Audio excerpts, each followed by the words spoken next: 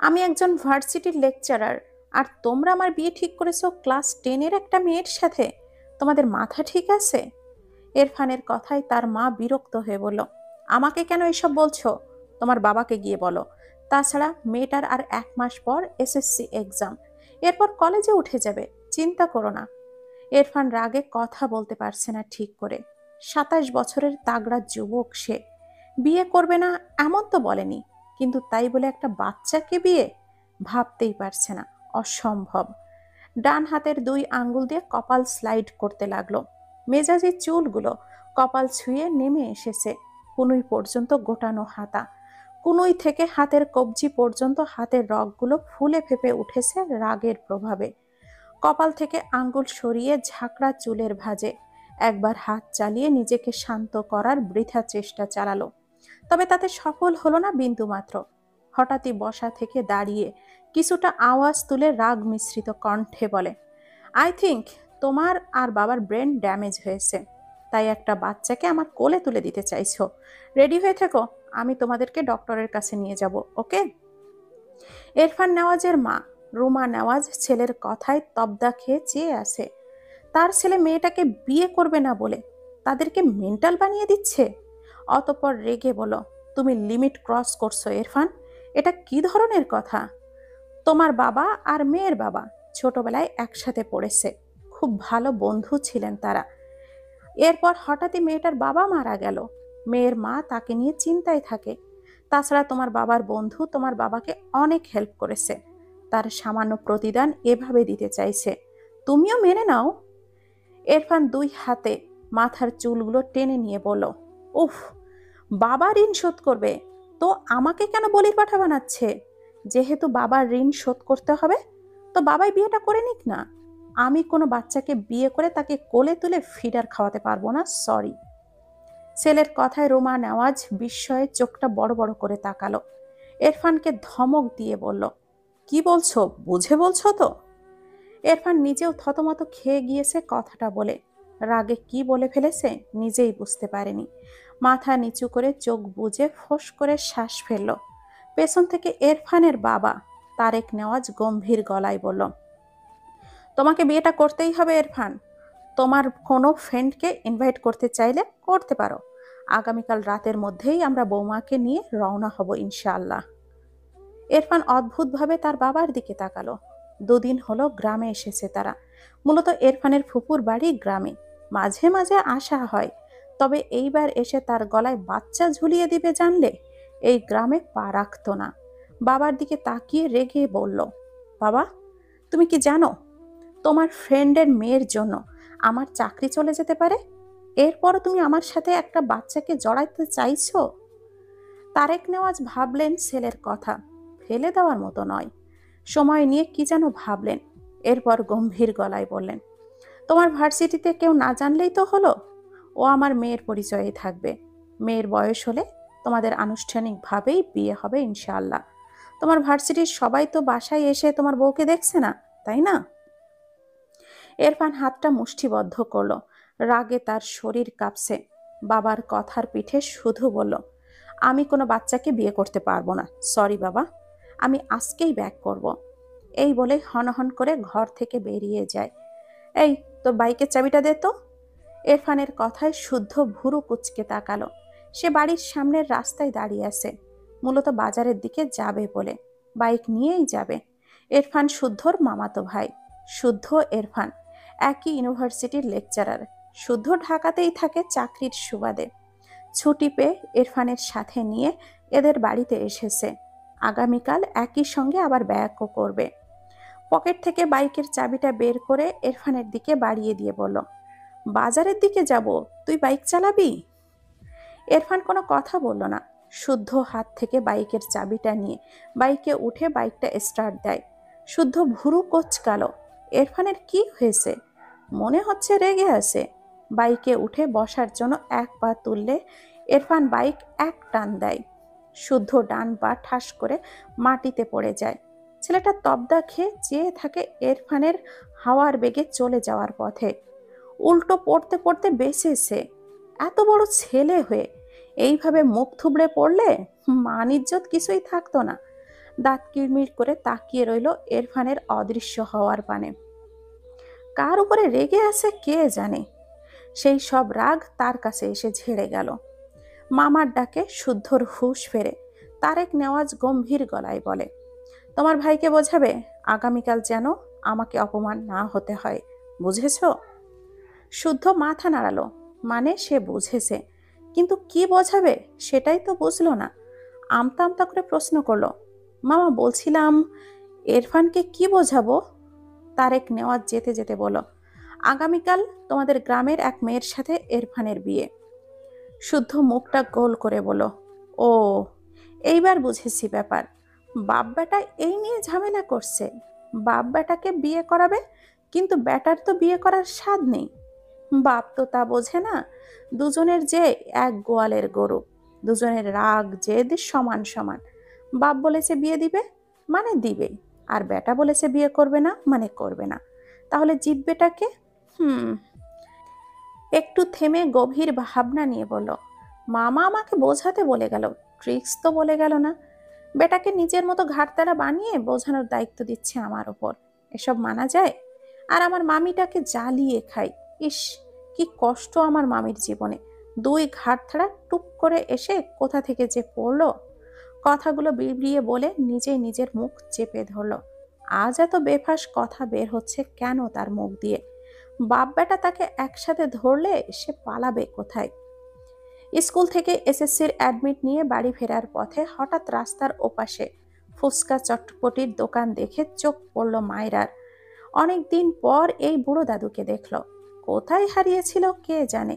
যদিও তার স্কুলে আসা হয় না, ফাইনাল এক্সামের খুব বেশি দেরিও নেই। যাক, আজ তো সে আর এই দাদু দুজনেই হাজির, আর তার পছন্দের ফুচকা চটপটি নিয়ে। পেট পুরে খেয়ে তবেই আজ বাড়ি ফিরবে। যদিও বাড়ি গেলে তার মা তাকে আরো কিছু আপ্যায়ন করে খাওয়াবে, যা খেলে পেট ভরে না, গা ভরে যায়। মায়ের হাতের স্পেশাল খাবার, যার নাম মার ছাড়া আর কি বা হবে। এইসব ভাবনা আপাতত বাদ রাখলো। ফুসকার দিকে তাকিয়ে জিভে জল চলে আসলো। কার্টুনের মতো করে জিভ বের করে শব্দ করতে ইচ্ছে করলো, কিন্তু এটা তো রাস্তা। এসব বাদ দিয়ে রাস্তার ওপাশে যাওয়ার জন্য দ্রুত কদম ফেলে দৌড় লাগালো। রাস্তার মাঝ বরাবর গেলে হঠাৎ দ্রুতগামী একটা বাইক দ্রুততার সহিত ব্রেক কষল রাস্তার মাঝে সাদা হেজাব পরিহিত এক রমণীকে দেখে। মায়েরা বাইকের শব্দ পেয়ে ডান দিকে ফিরে তাকালে তার চোখ বড় বড় হয়ে যায়। বাইকের সামনের চাকা মায়েরার পায়ের সাথে লাগলে মেয়েটা ধপাস করে উপুর হয়ে পড়ে যায় পিচ ঢালা রাস্তার ওপর, ঠিক যেমন ছোটবেলায় বাচ্চারা দৌড়াদৌড়ি খেলতে গিয়ে উপুর হয়ে পড়ে যায়। বাইকে বসা ছেলেটি মেয়েটির ওপর বাইক চালিয়ে দেওয়া থেকে রোধ করতে পারলেও মায়েরার পায়ের সাথে হালকা বেঁধে যায় বাইকের সামনের চাকা। ডান পায়ের গিরার একটু ওপরে চাকা দ্বারা বাড়ি খেয়ে মায়েরা কুকড়ে উঠল। ব্যথায় চোখ মুখ কুচকে নিল। পেটে হালকা চাপ পড়ায় মৃদু স্বরে আর্তনাদ করে উঠল। আজ বোধহয় তার ওপরে যাওয়ার টিকিট কাটা হয়ে গেছে। মনে মনে আওড়ালো, লা হাওলা ওয়ালা কুওয়াতা। একটু পর নিজের দিকে খেয়াল করে দেখল, না, সে বেঁচে আছে। মনে মনে আলহামদুলিল্লাহ পড়ল। রাস্তা পিচ হওয়ায় বেশ ভালোই ব্যথা পেয়েছে। দুই হাঁটুতে বোধহয় কিছু ছিলেও গেছে। যেইখানটায় চাকা লেগেছে সেখানে বোধহয় কেটেও গিয়েছে। ব্যথায় আখি পল্লব পানিতে ভরে উঠেছে, যেন টোকা দিলেই টপাটপ পানি ঝরবে। মায়েরা ধীরে ধীরে ওঠার চেষ্টা করলো। দুই হাতের তালু জ্বলছে। ইরফান বাইক থেকে নেমে দ্রুত পায়ে মায়রার নিকটে এসে দাঁড়ালো। অতঃপর গম্ভীর কণ্ঠে বলল, হেই, আর ইউ ওকে? ততক্ষণে মায়রা বেশ কষ্ট করে উঠে সোজা হয়ে বসেছে। দাঁড়াতে পারবে কিনা তা নিয়ে দ্বিধায় ভুগছে। ইরফানের কথায় কোনো উত্তর করল না। এই বেয়াদব লোকটার জন্যই তার এই অবস্থা। ধীরে ধীরে ওঠার চেষ্টা করছে মায়রা। অর্ধেক দাঁড়িয়েও পায়ের সাথে বড় হেজাব বেঁধে আবারও ঠাস করে পড়ে যায়। মায়রার মুখে অসহায়ত্ব ফুটে উঠেছে। কোমরে কত ব্যথা পেল। ইরফানের চোখে মুখে বিরক্তির ছাপ স্পষ্ট। রাগ এবং অহমিকা সত্ত্বেও সে মেয়েটিকে যেচে প্রশ্ন করল, কিন্তু মেয়েটি কোনো উত্তর দিল না। ইরফানের মনের মধ্যে এক অদম্য ক্ষোভ জেগে উঠল, যেন মুহূর্তে সে মেয়েটির মুখে একটি থাপ্পড় দিতে পারলে শান্তি পেত।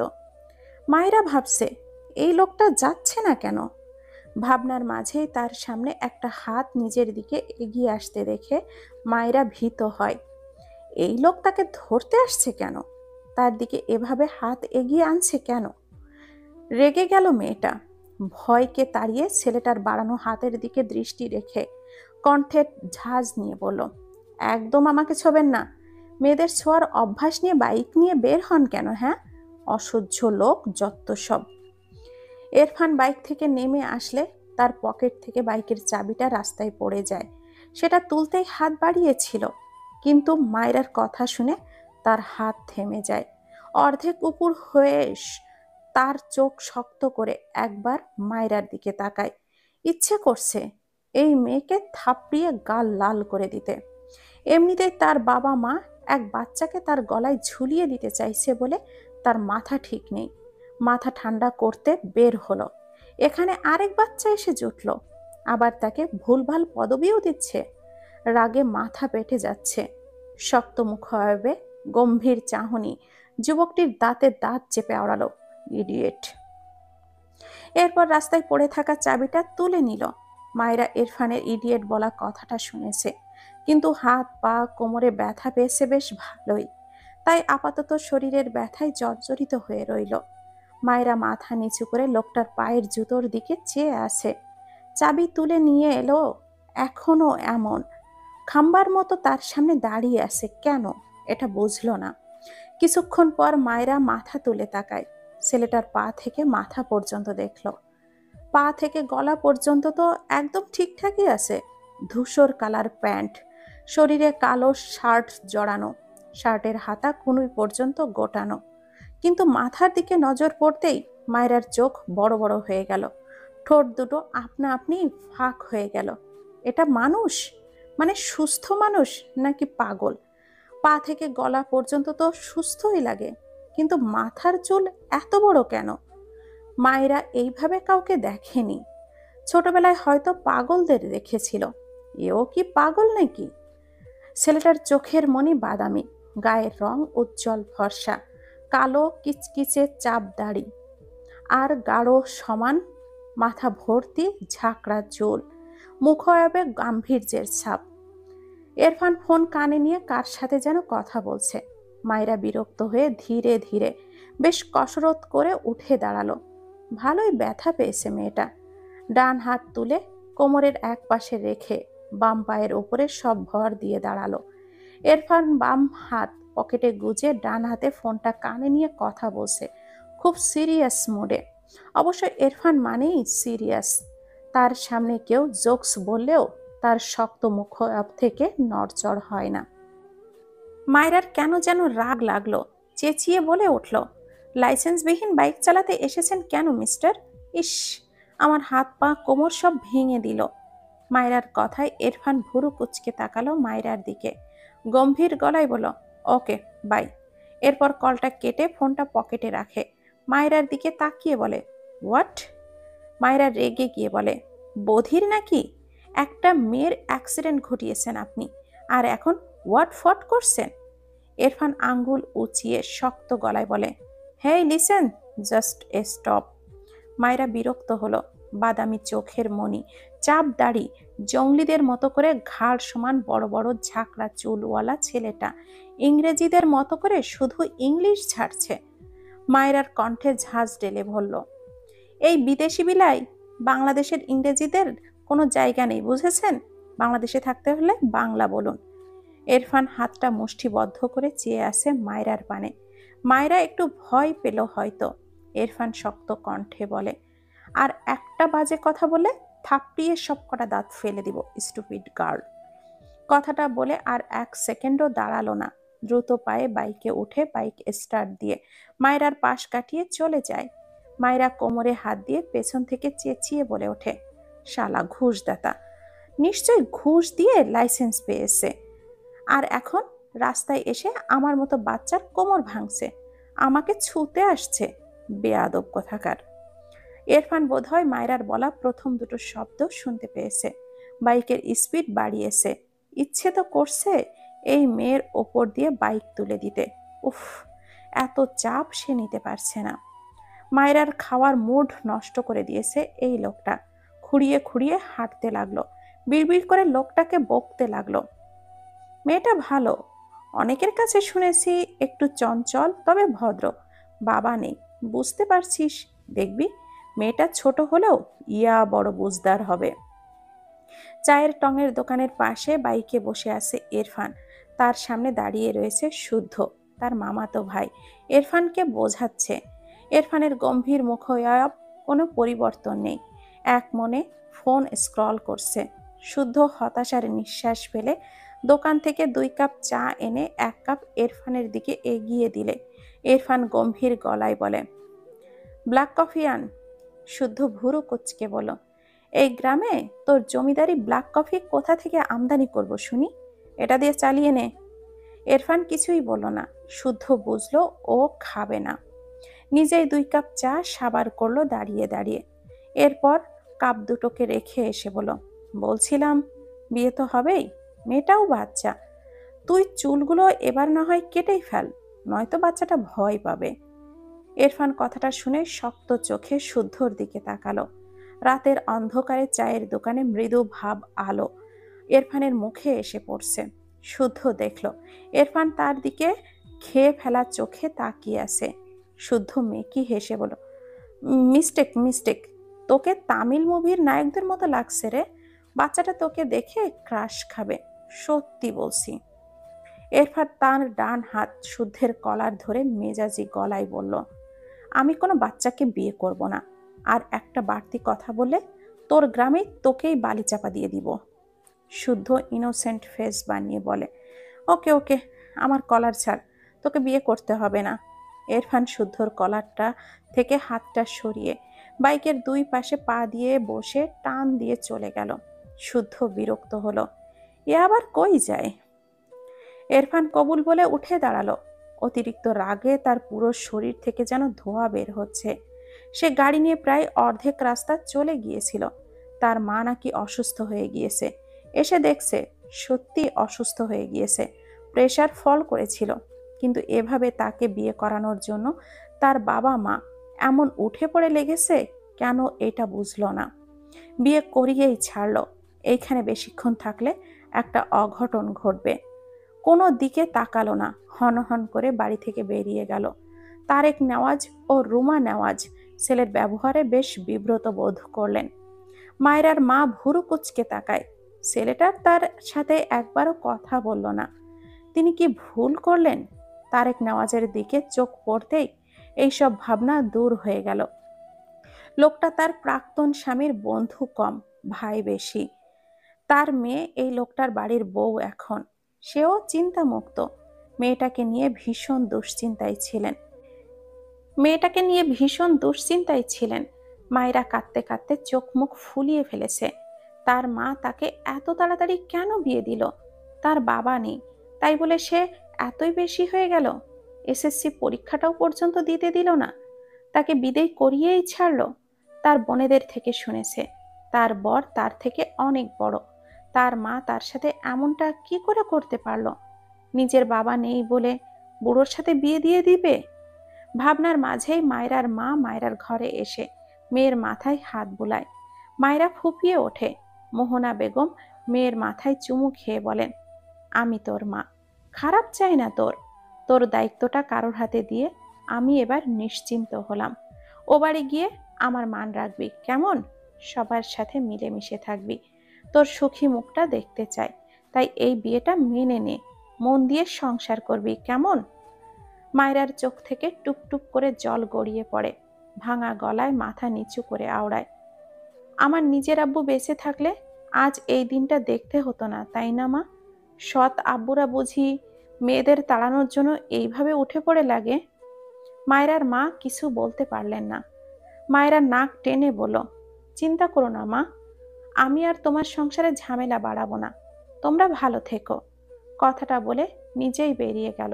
মায়রার মা ছলছল দৃষ্টিতে চেয়ে রইল মায়রার দিকে। মায়রার বাবা মারা যাওয়ার 2 বছরের মাথায় তাকে আবারও বিয়ে দেয় তার বাসা থেকে। মায়েরা তখন ক্লাস 4-এ পড়ে। বিয়ের আগে সে বলেছিল তার একটি মেয়ে আছে।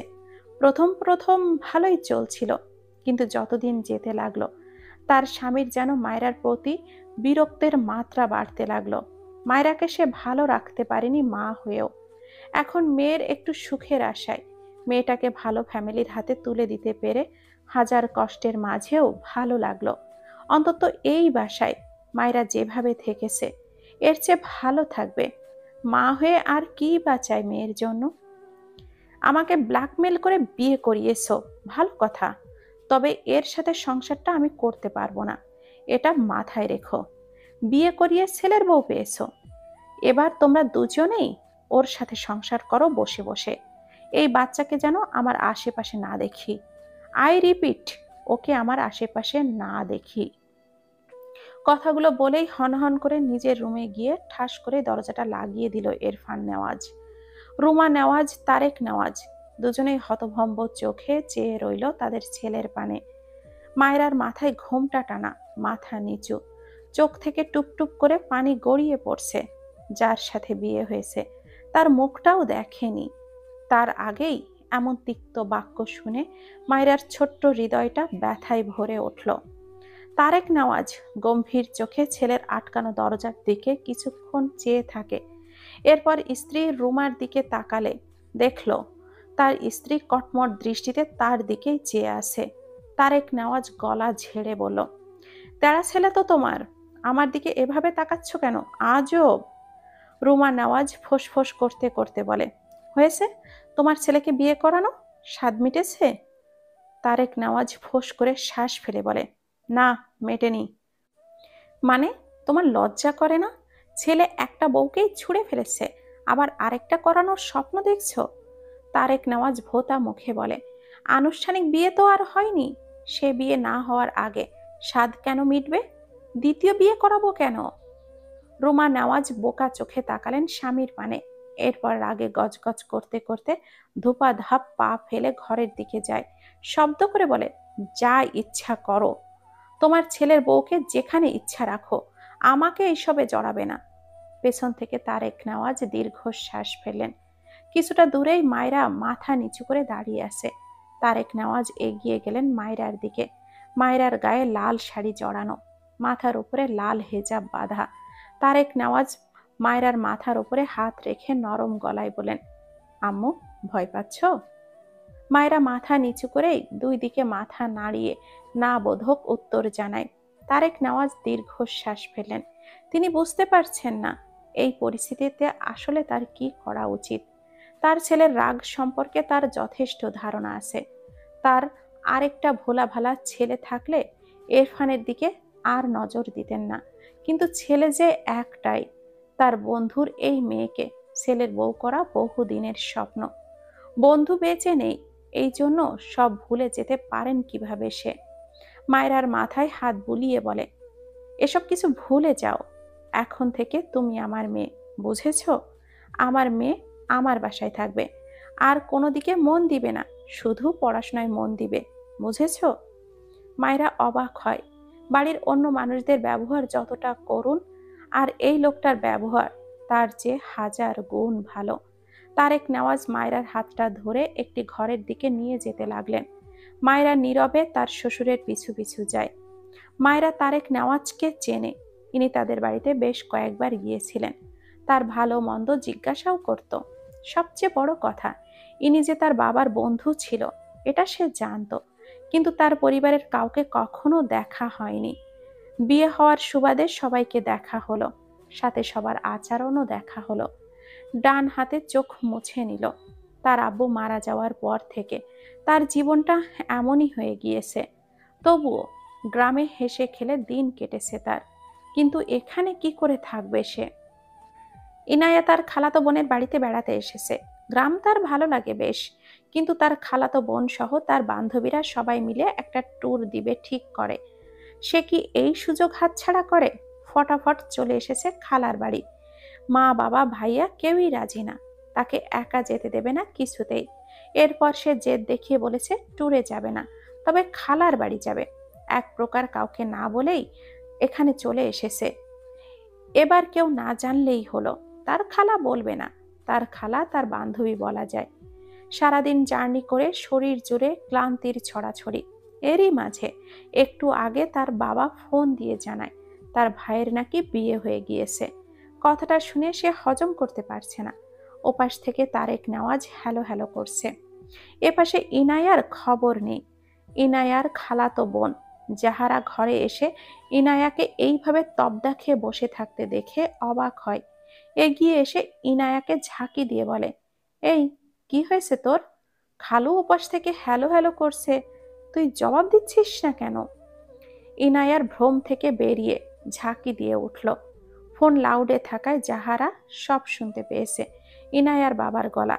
ইনায়া কোনো রকমে বাবাকে বলল, বুঝেছি বাবা, কালকেই আসছি খালামণিদের সবাইকে নিয়ে, এখন রাখছি, বাই বাই বলেই কলটা কেটে দেয়।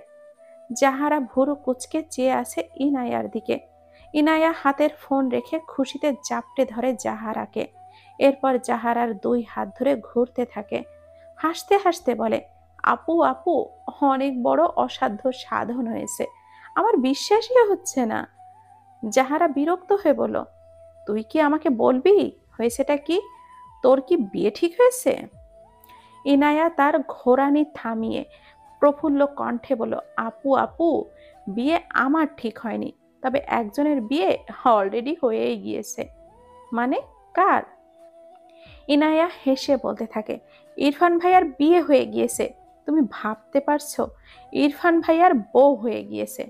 কাউকে না জানিয়ে এইভাবে বিয়ে দেওয়ার কারণ জিজ্ঞাসা করবে না তোমরা, জানি, কারণ সবাই ভাইয়াকে জানো।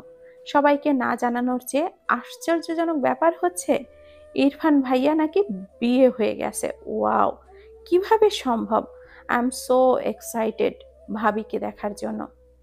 যাহারা স্তব্ধ চোখে এনায়ের দিকে তাকিয়ে আছে। ইরফান ভাই বিয়ে করেছে? তার কাছে অবিশ্বাস্য লাগছে। ইনায়া তার ফোনটা নিয়ে ইরফানকে সরাসরি ভিডিও কল দেয়। সে এক নজর তার ভাবিকে দেখতে চায়। তার তেরা নাম্বার ওয়ান ভাইকে বিয়ে করেছে, মানে সেই মেয়ে কতটা স্ট্রং হবে সেটাই ইনায়ার ভাবনায়। ইনায়া ফোনটা দিলে প্রথমবার রিসিভ হয় না। মেয়েটা মন খারাপ হয়, ফোন রেখে দেয়। মন খারাপ করে জাহারার দিকে তাকিয়ে বলে, আজ ওদের বিয়ের প্রথম রাত, আমার হয়তো কল করা উচিত হয়নি, তাই না আপু? আসলে এক্সাইটমেন্টে কল দিয়ে ফেলেছি। তখনই ইনায়ার ফোনটা বেজে ওঠে। ইনায়া দ্রুত ভাইয়ের কলটা রিসিভ করে। কিছু বলার আগেই ইরফান গম্ভীর গলায় বলে, ট্যুর কেমন হলো? ইনায়ের হাসি হাসি মুখটা মুহূর্তেই চুপসে যায়। ঢোক গেলে তার ভাই কিভাবে জানলো সে ট্যুরে গিয়েছিল? সে তো কাউকে বলেনি। ইরফান টেবিলের ওপরে ল্যাপটপটা রেখে সোফায় বসে ভার্সিটির কাগজপত্রগুলো গুছিয়ে রাখছিল। ইনায়ের নীরবতায় কাজ করতে করতে গম্ভীর গলায় বলে, বাসা থেকে বের হওয়া এটাই লাস্ট ছিল তোর। আর তোর পাশের গর্ধপ আমার হাতে বেহিসাবি থাপ্পড় খাবে, ওকে রেডি থাকতে বলিস। জাহারার কোনো ভাবান্তর নেই। ইনায়া বারবার ঢোক গিলছে। কোন দুঃখে যে কল করতে গেল, এখন নিজেই বাস খাচ্ছে। প্রসঙ্গ পাল্টাতে মেকি হেসে বলল, ভাইয়া কংগ্রাচুলেশন। ইনায়ার কাজে ডুবে থেকেই ভুরু কুচকে বলল, হোয়াট? ইনায়া অবাক হলো। বিয়ে করেছো? সে কংগ্রাস করছে, অথচ তার ভাই বলছে কেন সে কংগ্রাস করছে? তার মাঝে আবার এইসব কাজবাজ করছে, নতুন বউ রেখে। এইসব কি করছে তার ভাই? ভাবনা রেখে বলল, ভাবিকে দেখতে চাই, ক্যামেরাটা একটু ঘোরাও ভাইয়া। ইরফানের হাত থেমে যায়। ভুরু কুচকে ল্যাপটপের দিকে তাকিয়ে বলে, কার ভাবি? ইনায়া বিরক্ত হয়ে বলে, আমার ভাবি, তোমার বউ। কথাটা শোনার সাথে সাথে ইরফান রেগে ল্যাপটপটা ঠাস করেই বন্ধ করে দেয়। ওপাশে ইনায়া তবদা খেয়ে যায়। কি হলো? জাহারার দিকে খেয়াল করে দেখলো সে উল্টো ঘুরে শুয়ে পড়েছে। ইনায়া এগিয়ে গিয়ে বলল, জাহারা আপু, ভাইয়া তো রেগে গেল। জাহারা কোনো কথা বলল না। ইনায়া হতাশার শ্বাস ফেলে বলে, ভাইয়াও হয়তো শুধু কবুল বলেছে, বউ মানছে না, এখন কি হবে? জাহারা উৎফুল্ল হয়ে বলল, সত্যি? ইনায়া ঝাঁকি দিয়ে ওঠে, বুকে থুতু দিয়ে বলে, তাই তো মনে হলো, কিন্তু তুমি খুশি হচ্ছ কেন? জাহারা থতমত খেয়ে মন খারাপ করে বলল, হে এমনি, তুই ঘুমা। গত 2 ঘন্টা যাবৎ ইরফান বেলকুনিতে পায়চারি করছে। তার মাথায় আগুন জ্বলছে। কাজে ব্যস্ত হয়ে ভুলেই গিয়েছিল তার গলায় বাচ্চা ঝুলছে। ইনায়া বলাই আবারও মনে পড়ল। তারপর থেকেই অসহ্য লাগছে। শরীর থেকে শার্টটা খুলে ফেলেছে। উদম শরীরে বিন্দু বিন্দু ঘাম জমেছে। ইরফান ফোঁস করে শ্বাস ফেলে দ্রুত পায়ে ওয়াশরুমে যায়। শাওয়ারটাও অন করে দেয়। চোখ বুজে পুরো 30 মিনিট এস্প্রেসো হয়ে দাঁড়িয়ে থাকে। শক্তপোক্ত শরীর বেয়ে পানির কণা চুইয়ে চুইয়ে পড়ছে। ইরফানের রাগ যেন কমার নয়। রাগের চোটে হাত মুঠো করে দেওয়ালে দুটো পাঞ্চ মারে। নিজেকে বৃথা সামলানোর চেষ্টা করে। এরপর শাওয়ার শেষ করে বের হয়ে রেডি হয়ে বাইরে বেরিয়ে আসে। হাত ঘড়িতে একবার সময় দেখল, 12টা 30। মায়রাকে তার শ্বশুর একটা ঘরে দিয়ে গিয়েছে। কোনো প্রবলেম হলে তাকে জানাতে বলেছে। শাড়ি পাল্টে একটা সালোয়ার কামিজ পরে নিল। এরপর নামাজ পড়ে নিল। অতিরিক্ত কান্নার ফলে মাথাটা ব্যথা করছে।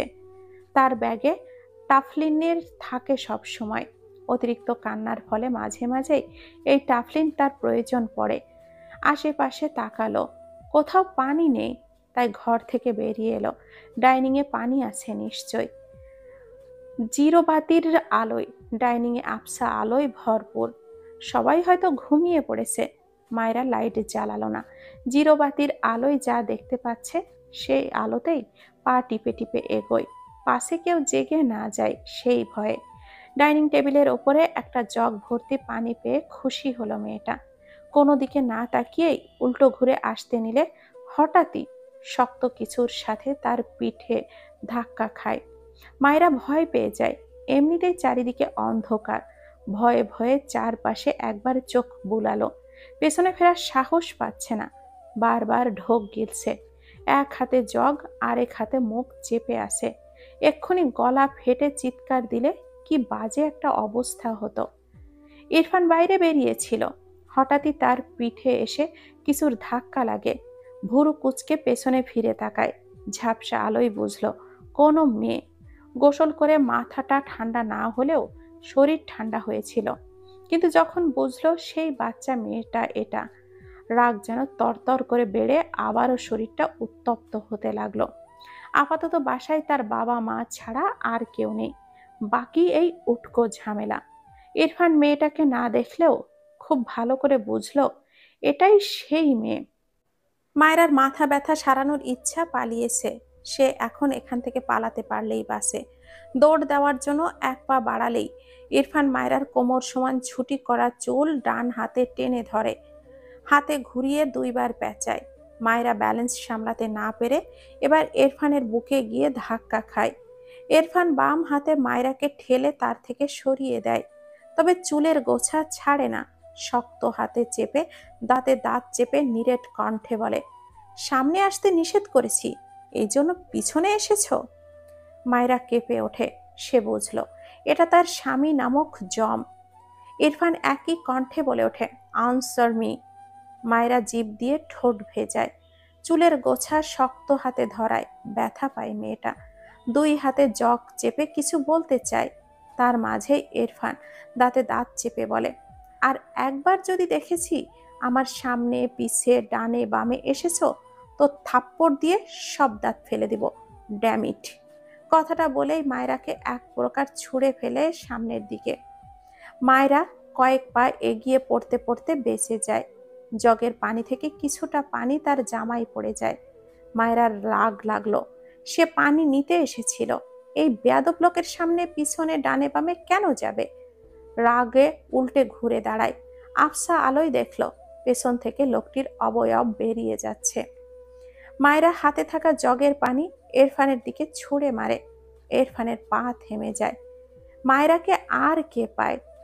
ডান হাতে জগ শক্ত করে ধরে, বাম হাতে সালোয়ার কিছুটা উঁচু করে ধরে দৌড়ে তার ঘরের দিকে যায়। যেতে যেতে পিছু ফিরে বলে, আপনার পেছনের সামনে ডানে বামে যাওয়ার কোনো ইচ্ছে আমার নেই। অমন ভদ্র বাবার এমন বেয়াদব ছেলে কিভাবে হয়েছে আল্লাহই ভালো জানে। কথাগুলো বলাও শেষ, তার ঘরে পৌঁছানোও শেষ। ঠাস করে দরজাটা লাগিয়ে দরজার ছিটকিনি লাগিয়ে স্বস্তির নিঃশ্বাস ফেলল। এইদিকে ইরফান সাপের মতো ফোঁস করছে। মাত্রই গোসল করে বেরিয়েছিল, আর এই বেয়াদব মেয়ে তার গায়ে পুরো এক জগ পানি ঢেলে দিয়েছে, আবার তাকে বেয়াদব বলে গেল। ইচ্ছে করছে দরজা ভেঙে ওই মেয়েকে পাগলা কুকুরদের মাঝে ছেড়ে দিয়ে আসতে। ধোপাধাপ পা ফেলে বাইরে বেরিয়ে যায়। দরজা আটকে দুই হাতে ঝাঁকড়া চুল টেনে ধরে। কয়েকবার এপাশ ওপাশ করে গায়ের জোরে দরজায় একটা লাথি বসায়। হিস হিসিয়ে একাই বলে, I will just kill you idiot girl. এরপর গাড়ি নিয়ে বেরিয়ে যায়। এদিকে মায়েরা অসহায় চোখে জগের দিকে তাকিয়ে থাকে। পানি নিতে গিয়ে ফাঁকা জগ নিয়ে চলে আসলো। আবার তার রাগও হলো। কি পরিমাণ খারাপ হলে বিয়ের রাতে বউকে অস্বীকার করে? অমন বরের পেছনে মায়েরা ঘুরবে? সে অতটাও সস্তা নাকি? ঠিক করেছে পানি ছুঁড়েছে, যা বলেছে সেটাও ঠিক বলেছে। সে অত সাদাসিধে নয়, কিন্তু সে যা করলো আর যা বলল, আগামীকাল তার কি হবে তা ভেবেই একটা ঢোক গিলল। আবার ভাবলো কিছুই হবে না, এই লোকের বাবা খুব ভালো। এটা ভেবে একটু সাহস উদয় হলো তার মনে। মাথা ব্যথা বাড়তে লাগলো। পানি ছাড়া কিভাবে ঔষধ খাবে? বিরক্তিকর নিঃশ্বাস ফেলে গিয়ে শুয়ে পড়ল। এই মাথা ব্যথায় আজ আর ঘুম হবে না। উফ। অনবরত বেল বাজানোর শব্দে শুদ্ধ বারবার এপাশ ওপাশ করছে। ঘুমের মাঝেই বিড়বিড় করলো, কোন মাতাল রে, মাঝরাতে আমার বাড়ি এসে মাতলামি করছিস? বেটা বিয়াদব, যা ভাগ। বিড়বিড় করতে করতে আবারও ঘুমিয়ে যায়। না, থামাথামির কোনো নাম নেই। শুদ্ধ বিরক্তিতে চোখ মুখ কুচকে পিটপিট করে চোখ খুলে তাকায়। পাশ থেকে ফোনটা নিয়ে সময় দেখল, 1:20।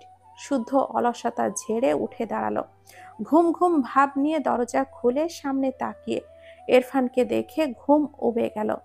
বউকে রেখে তার কাছে এসেছে কেন? নাকি সে তার ভাইকে একটু বেশি মিস করছে বলে মাতালকে ইরফান রূপে দেখছে? নিজের ভাবনায় নিজেই বিরক্ত হলো। একে মিস করবে কোন দুঃখে? এর ঝাড়ি আবার কোন বলদ মিস করবে? দুই হাতের চোখ কষলে বলে, কে তুমি বৎস? ইরফান বিরক্ত হয়ে শুদ্ধর পাশ কেটে ভেতরে গেল।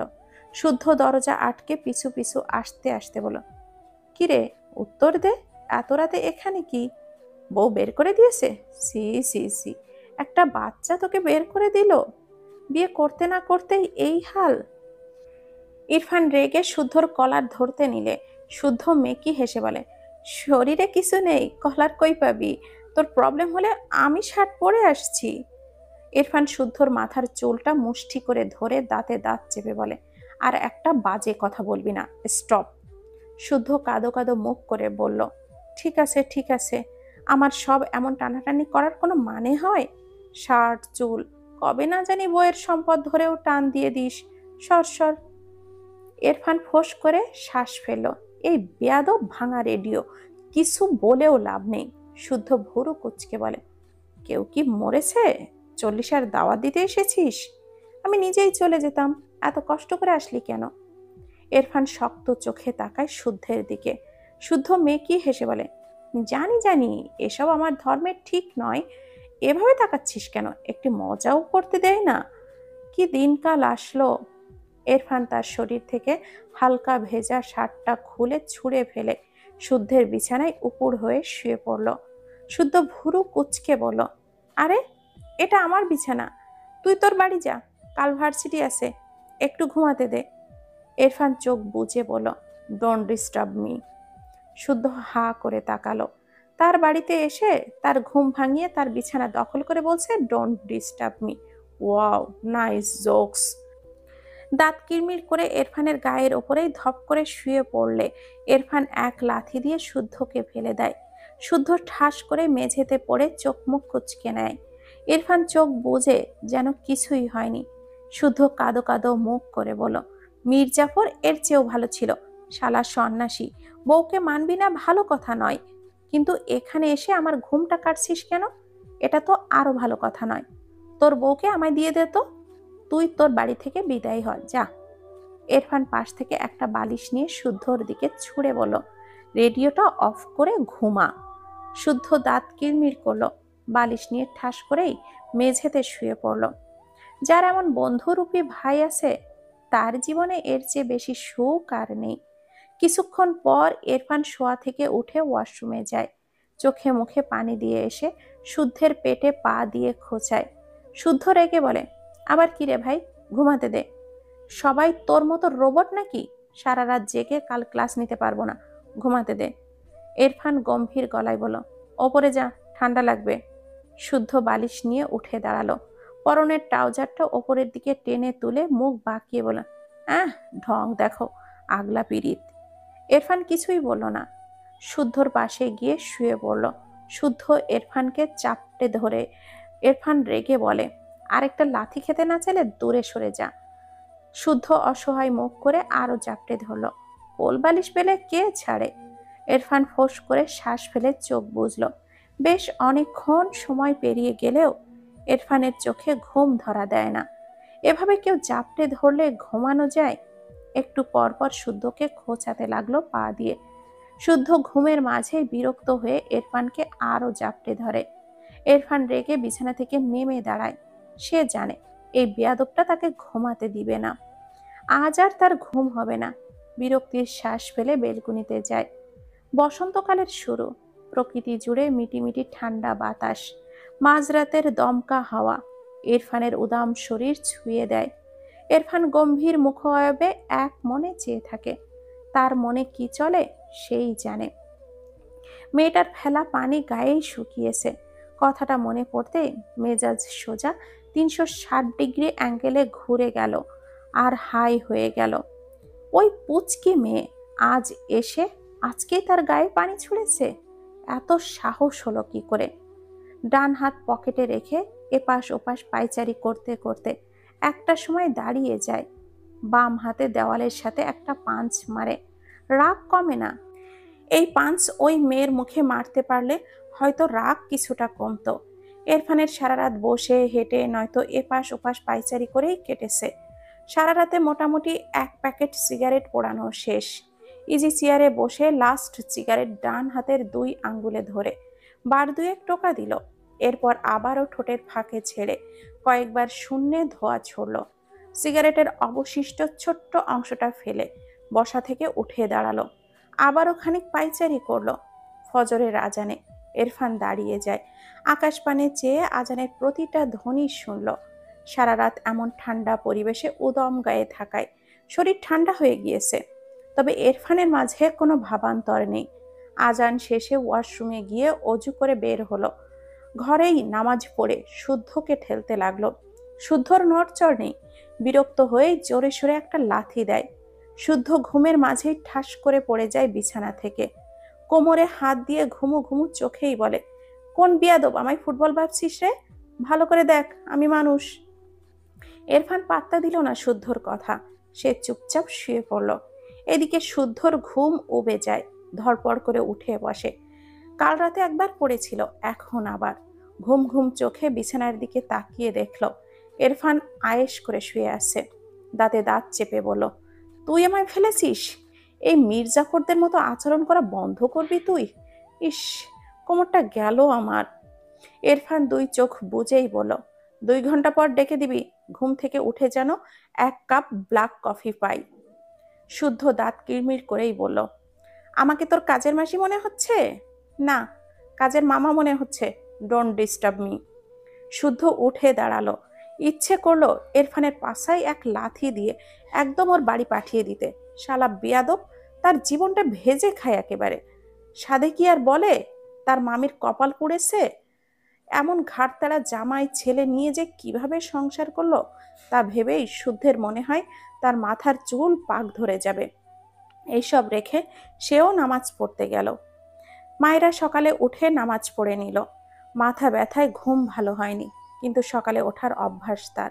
তাই বিছানায় সারাদিন চোখ বুজে থাকলেও আর ঘুম আসবে না সে জানে। ভোরের আলো ফুটেছে। ঘরের দরজা খুলে মায়েরা চুপি চুপি এদিকে ওদিকে উকি ঝুঁকি দিল। ধীর পায়ে ঘর থেকে বেরোলে তার সামনে শাশুড়িকে দেখে স্ট্যাচু হয়ে যায়। রুমা নেওয়াজ গম্ভীর মুখে মায়রার দিকে চেয়ে আসে। মায়রা তার শাশুড়ির তাকানোয় মাথা নিচু করে নিল। রুমা নেওয়াজ গম্ভীর গলায় বলে। ইরফান কোথায়? মায়েরা মাথা উঁচু করে ভুরু কুঁচকে তার শাশুড়ির দিকে তাকালো। নামটা আজকেই প্রথম শুনল। এই বাড়িতে কে কে থাকে সে তো জানে না, এই বেটা আবার কে?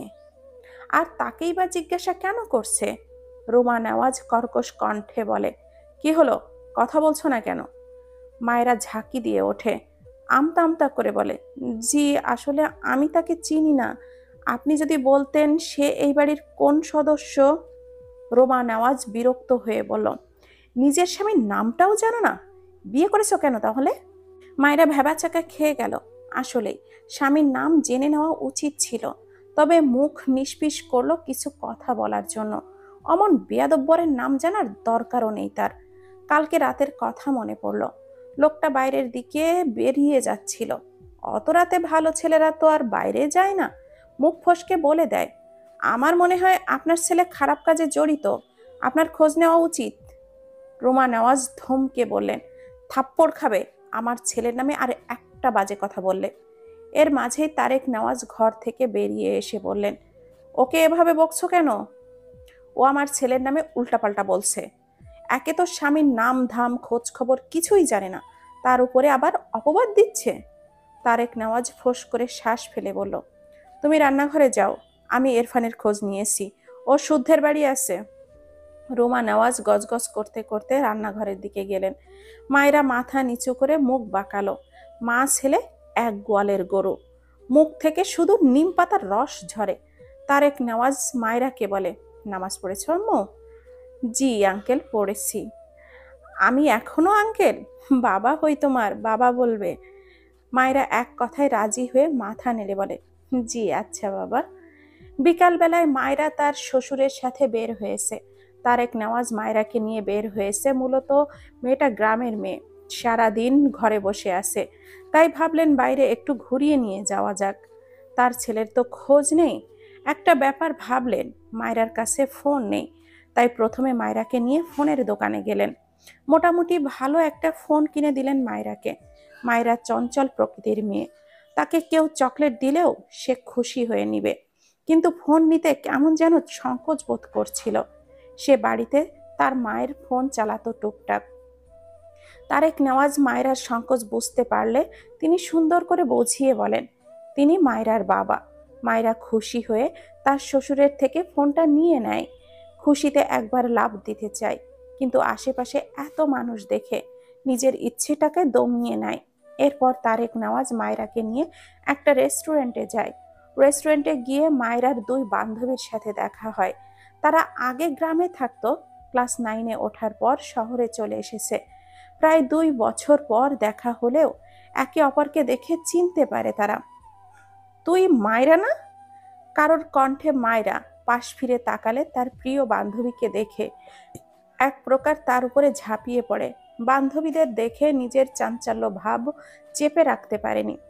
রাইসা হেসে মায়রাকে আগলে ধরে, এ তো আগের মতোই আছে, শুধু লাফিয়ে বেড়ায়। পাশ থেকে মাইশা হেসে বলল, তুই এখানে কেন? গ্রাম থেকে কবে আসলি? মায়েরা রাইসাকে ছেড়ে বলে, আমার বিয়ে হয়ে গেছে। মাইশা রাইসা একসাথে অবাক হয়ে বলে, কি বিয়ে? মায়েরা পাশ ফিরে তার শ্বশুরের দিকে একবার তাকায়। তারেক নেওয়াজ গলা ঝেড়ে বলে, আম্মু তুমি তোমার বান্ধবীদের সাথে এখানে বসো, আমার কাজ আছে, আমি কাজটা সেরে তোমাকে এখান থেকে নিয়ে যাব, কেমন? আচ্ছা বাবা। তারেক নেওয়াজ বেরিয়ে গেলে তিনি 3 বান্ধবী রেস্টুরেন্টের এক কোনায় ফাঁকা টেবিলে গিয়ে বসে। রাইসা প্রশ্ন করে, গল্পটা বল, এত তাড়াতাড়ি বিয়ে হয়ে গেল, ইটিস পিটিস করতিস নাকি? একটা থাবড়া খাবি, আমার খেয়ে দে কাজ নাই না, আম্মু বিয়ে দিয়ে দিল, সৎ বাবা আমায় দেখতে পারে না তাই। মায়েরার কথা শুনে 2 বান্ধবীর একটু খারাপ লাগলো। তারা জানে মায়েরার বাবা মারা যাওয়ার পর তার মা আরেকটা বিয়ে করে। মায়েরার মা যদিও মায়েরাকে আগলে রাখতো, তবে পরের সংসারের আগের পক্ষের মেয়েকে চাইলেও সেইভাবে দেখতে পারতো না। রাইসা মাইশা মন খারাপ করে বলল, বুঝেছি, আচ্ছা বাদ দে, বিয়ে তো শহরেই হয়েছে, ফ্যামিলি ভালোই হয়তো, জামাই কি হ্যান্ডসাম নাকি টাকলু মামা? মায়েরা ইনোসেন্ট ফেস নিয়েই বললাম, জানি না, শুধু জানি বুড়ো। মাইশা গালে হাত দিয়ে বলল, শেষমেশ বুড়ো, তুই দেখিসনি কেন? মায়েরা এত সব বলতে চাইল না, ব্যাপারটা এড়িয়ে গিয়ে বলল, তোদের খবর বল, পরীক্ষার প্রিপারেশন কেমন? তারা টুকটাক কথা বলতে লাগলো। ইরফান শুদ্ধ ভার্সিটির ক্লাস শেষ করে একটা রেস্টুরেন্টে আসে। তাদের সাথে আরেকজন কলিগ রিপনও এসেছে। ইরফান গম্ভীর মুখে রেস্টুরেন্টের ভেতরে প্রবেশ করে। এদিকে শুদ্ধ রিপনদের কথার শেষ নেই। ইরফান যেমন স্বল্পভাষী গম্ভীর স্বভাবের, শুদ্ধ আর রিপন তেমনি ইরফানের উল্টো ক্যারেক্টারের। ইরফানেরা মায়রাদের ডান পাশের ঠিক একটা টেবিলে গিয়ে বসে। শুদ্ধ আর রিপন মায়রাদের দিকে পিঠ ফিরিয়ে বসেছে। অপর পাশে ইরফান, এদিকে মায়রার দুই বান্ধবী ইরফানদের দিকে পিঠ ফিরিয়ে বসেছে, আর মায়রা বসেছে ইরফানের মুখোমুখি হয়ে। মাঝে খুব বেশি ব্যবধান নেই। মায়রা কথা বলতে বলতে হঠাৎই সামনের দিকে চোখ পড়লে তার চোখ বড় বড় হয়ে যায়। ভীত কণ্ঠে বলে, বান্ধবী, এখানে পাগল এসেছে, পাগল, চল পালাই পালাই। কোথায়? মায়েরা ডান হাতের আঙ্গুল দিয়ে ইরফানের দিকে ইশারা করে দেখালো। মাইশা রাইসা দুজনেই উল্টো ঘুরে তাকালো। মায়েরার ভয়ে যে মোটামুটি জোরেই ছিল, যার ফলে কথাটা ইরফানের কানে পৌঁছায়। শুদ্ধ আর রিপন উল্টো ঘুরে তাকায়। ওদিকে ইরফানও মায়েরার দিকে ভুরু কুচকে চেয়ে আসে। মায়েরা ইরফানের দিকে তাক করে রাখা আঙ্গুল এখনো নামায়নি। মাইশা রাইসা ভুরু কুচকে বলল, আরে কোথায় পাগল, ভদ্রই তো লাগে। আরে এমন বড় চুল কতজন যে স্টাইল করে রাখে, হাবাল।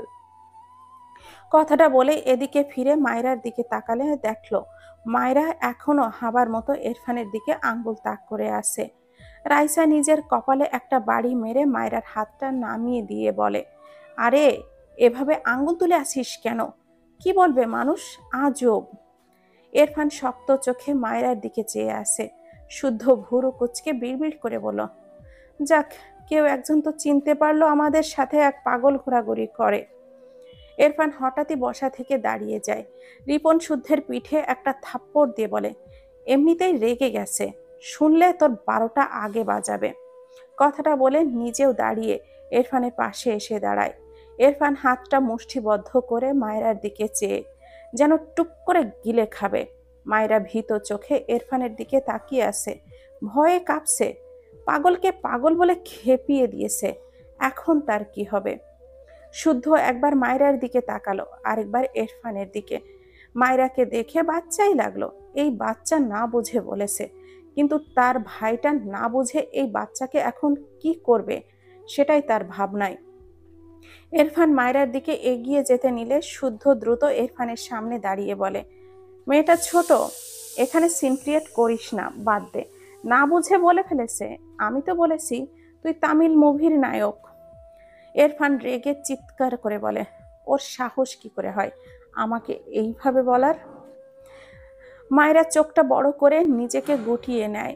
ইরফান শুদ্ধকে ধাক্কা দিয়ে মায়রার দিকে এগিয়ে আসলে মায়রা ভয়ে একদম কোনায় গিয়ে গুটিসুটি মেরে নিচে লুকাতে চায়, কিন্তু লুকানোর মতো জায়গা না পাওয়ায় একদম কোনায় গুটিসুটি মেরে দোয়া দুরুদ পড়তে লাগলো। মাইশা রাইসা দুজনেই আহাম্মক হয়ে তাকিয়ে আছে। ইরফান মায়রার পাশ বরাবর দাঁড়িয়ে বলে, হে ইডিয়েট গার্ল, বাইরে বেরিয়ে এসো। মায়রা কেঁদে দেবে প্রায়, ভীত স্বরেই বলল, দোস্ত আমায় বাঁচা, এই পাগলটা আমায় মেরে ফেলবে।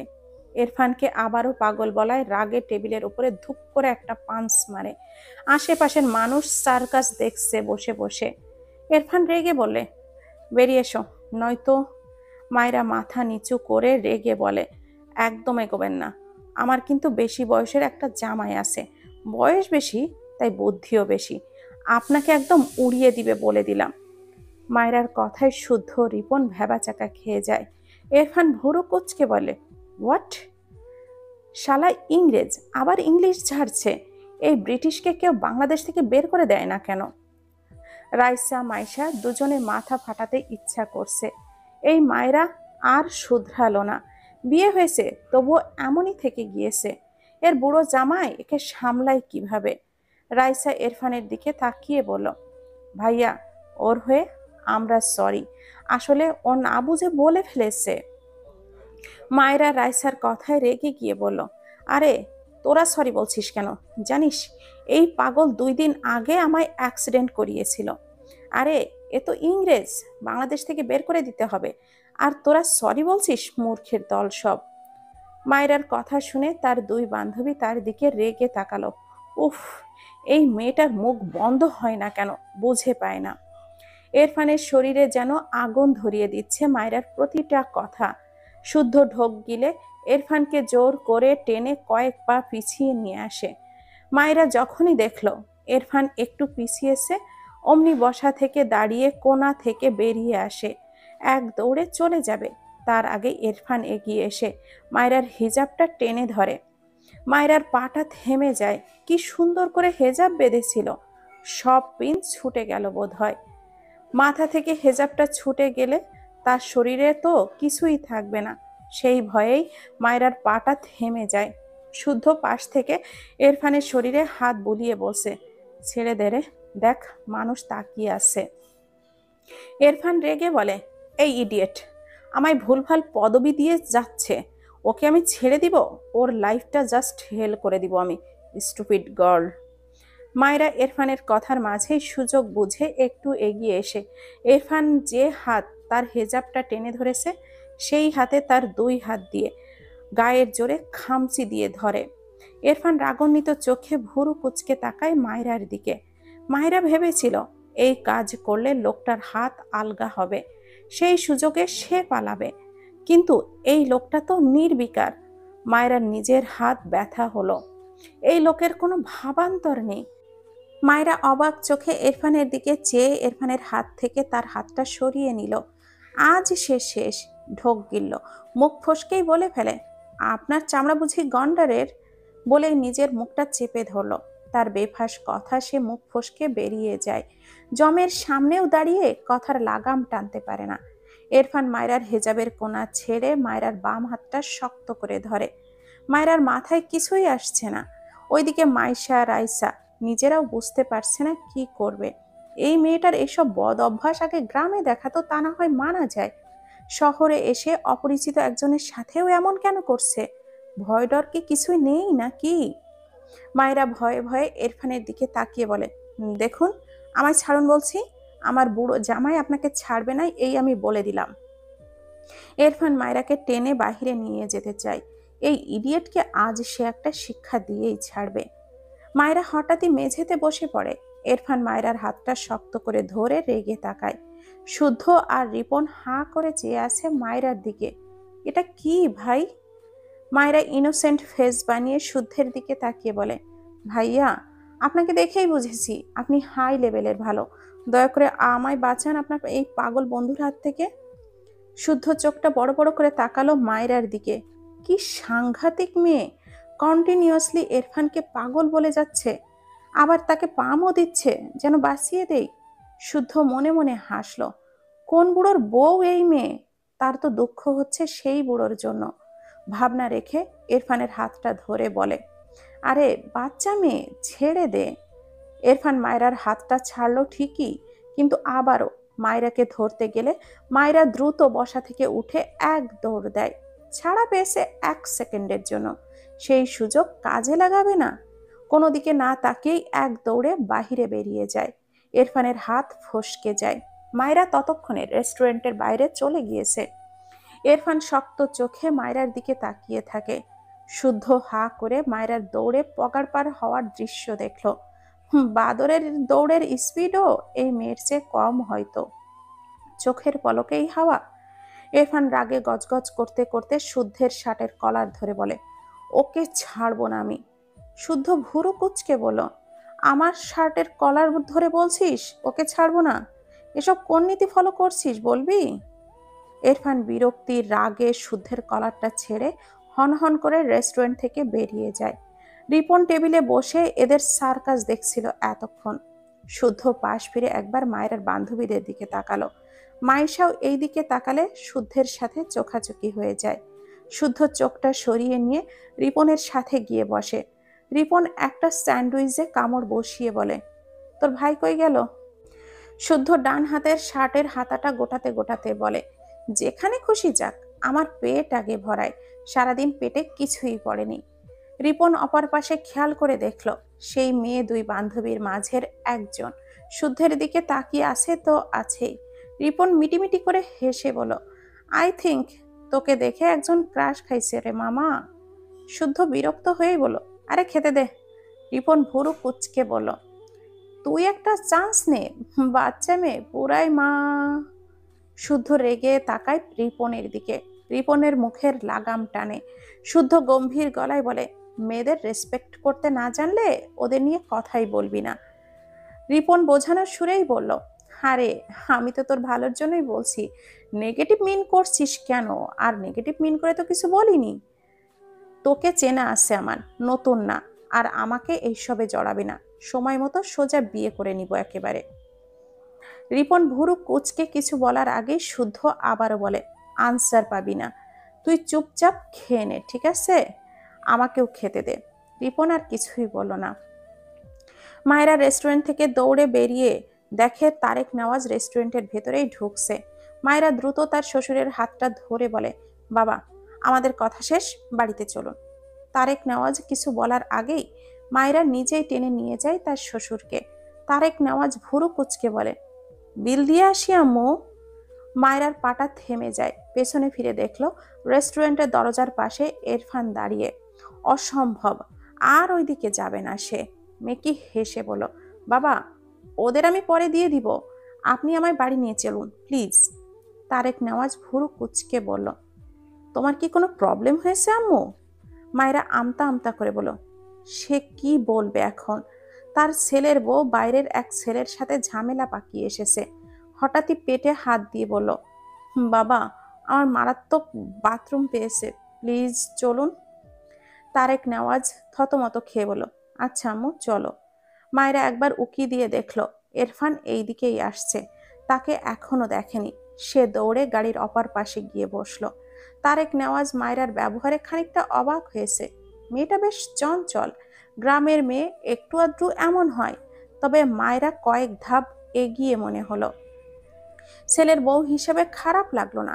তারপর তিনি গাড়িতে উঠে ড্রাইভারকে গাড়ি স্টার্ট দিতে বললেন। মায়েরা স্বস্তির নিঃশ্বাস ফেলল, এই যাত্রায় বেঁচে গিয়েছে সে। ইরফান বেশ কিছুক্ষণ দাঁড়িয়ে এদিকে ওদিকে তাকালো। রাগে মাথা ফেটে যাচ্ছে, সবকিছু অসহ্য লাগছে। হনহন করে তার সাইড করে রাখা গাড়িতে উঠে বসে। তখনই তার ফোনে রিং হয়। বিরক্ত হয়ে পকেট থেকে ফোনটা বের করে দেখে তার মা। ফোঁস করে শ্বাস ফেলে রিসিভ করে বলে, বলো। এপাশ থেকে রুমা নেওয়াজ বলে, তোমার খালামণিরা এসেছে, বাসায় এসো। ইরফান বেশ কিছুক্ষণ চুপ করে থাকে, কোনো আনসার করে না। তার মা আবারও বলে, বাচ্চাদের মতো পাগলামি করবে না, তোমার খালামণি তোমাকে দেখতে চেয়েছে। আশা করি আজ শুদ্ধের বাসায় না গিয়ে এখানে আসবে। ইরফান এবারও চুপ। গাড়ির স্টিয়ারিং শক্ত হাতে চেপে ধরে। রাগ কমেনি বিন্দু মাত্র। একটু আগের রাগ কমার আগেই মনে পড়ল বাড়িতে এক বাচ্চা আছে যাকে তার গলায় তার বাবা মা ঝুলিয়ে দিয়েছে। সেই রাগে কথা বেরোচ্ছে না। রুমা নেওয়াজ ভেজা গলায় বলে, তোমরা বাবা ছেলে পেয়েছোটা কি বলবে? তোমার বাবা আমার কথা শোনেননি, এখন যখন বিয়েটা হয়ে গিয়েছে তুমি আমার কথা শুনছো না। মায়ের ভেজা কণ্ঠে ইরফান কিছুটা দমে গেল। চোখ বুজে শ্বাস ফেলে বলল, আসছি। এই বলে কলটা কেটে দিল। তারপর বাড়ির দিকে গাড়ি ঘোরায় ইরফান।